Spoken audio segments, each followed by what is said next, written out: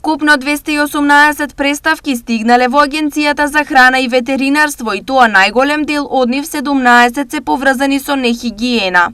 Директорот на Агенцијата за храна и ветеринарство Николче Бабовски истакнува дека е помал бројот на преставки кои се однесуваат на работа без одобрение на оператори со храна, измама на потрошувачи, сомнежи за труење со храна и други наводи. Во оделението за заштита на правата на потрошувачите од почетокот на годинава досега се пристигнати 218 преставки, но предничат оние од областа на здравствената заштита и благосостојбата на животните и досега такви се 112.